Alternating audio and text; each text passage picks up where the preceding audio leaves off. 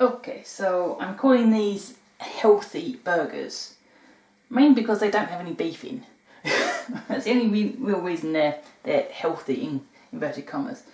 I'm not adding extra fat to them, I'm adding lots of flavour instead, so that you don't miss the lack of fat, because the mince I've got is very lean to start with. So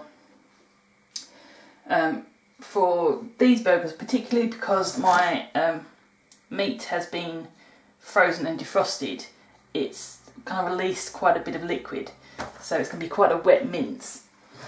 So what I'm going to do is start off with a bit of a filler, and you normally use breadcrumbs or something like that. I prefer crackers,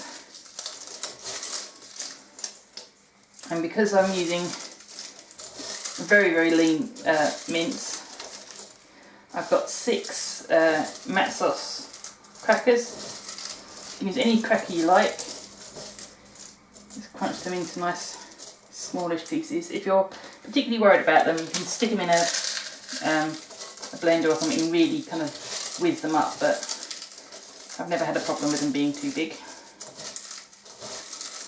Just break them up with your fingers.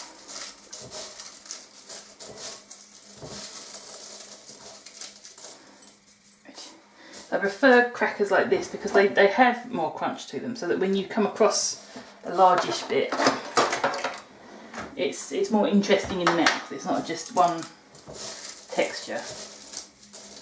Although that's pretty what you want in a burger, but I'm a bit odd like that. So that is going to act as a liquid absorber because of the mince and because of what I'm going to add to this.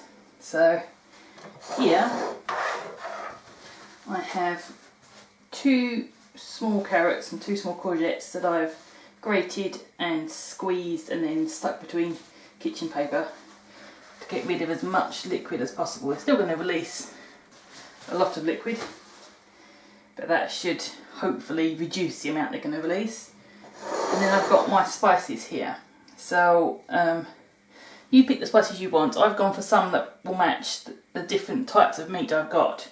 So I've got a teaspoon of mace, cumin, paprika, half teaspoon of white pepper, half teaspoon of smoked salt, and a teaspoon each of mint and oregano. Now I find that's enough for these.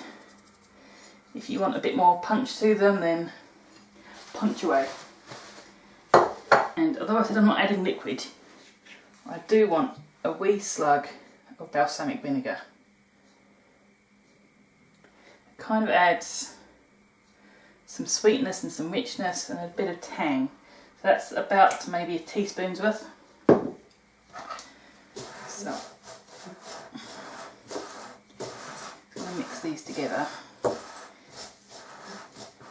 I find it easier to have the extras mixed before I do anything with the meat, so that I don't over-mix the meat, because it's what you get in a mince is already the cheaper end of the cut, cheaper end of the animal, so it's got a tendency to become quite tough if you overmix. So by making sure that my dressings are well mixed, reduces the amount of mixing I need to do for the mince.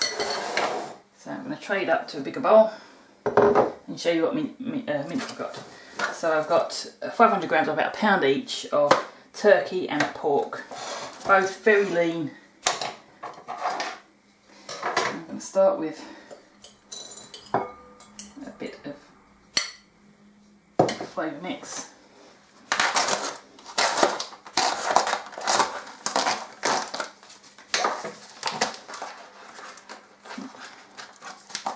You can see there's quite a bit of liquid that's gathered in the bottom here. So I'm going to sort of break it up. I'm not going to get too fussy at this stage. Get as much meat out of the pot as possible. And then I'm going to add about half of what's left. I find by doing it this way, again, reducing the handling of the meat.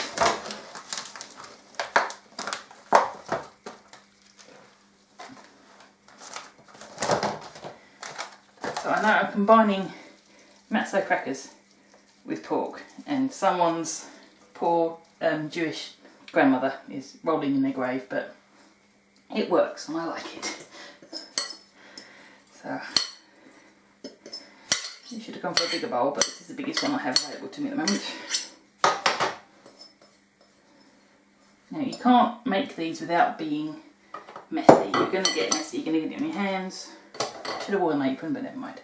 So now I'm just going to kind of lift and fold this through.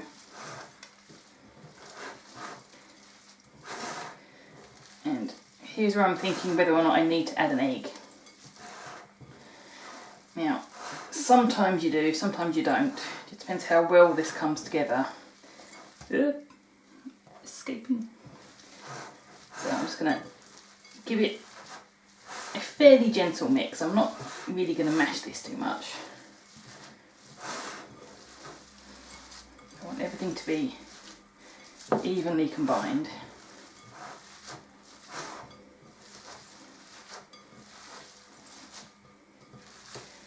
So I won't be cooking these right away, so they're going to have a chance to set a bit in the fridge. So egg test is essentially squeeze a bit and then wobble it. So that's not crumbling apart, that's not falling apart, so that I think is fine without an egg. So move these out of the way.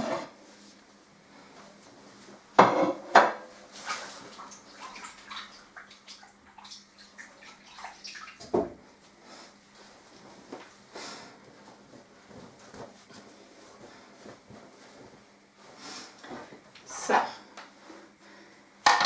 scales in, and I've got a burger press here. Unfortunately it only does 2 at a time, and I'm probably going to get 8 or 10 out of this. So it's going to take a while. So start with a little wax paper disc, and I'm aiming for about 120 grams. Which is about 4 ounces, give or take. 105, 118, that'll do. I'm just going to give them a pre-press to get the base level, and do the other.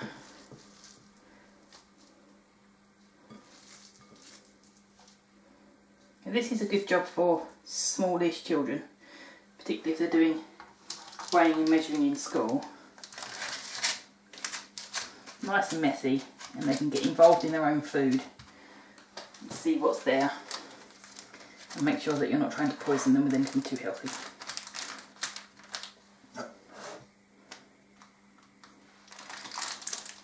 That's a firm press. Made to say about £1/4 burgers. So I'm going to stack these onto a plate and then just carry on.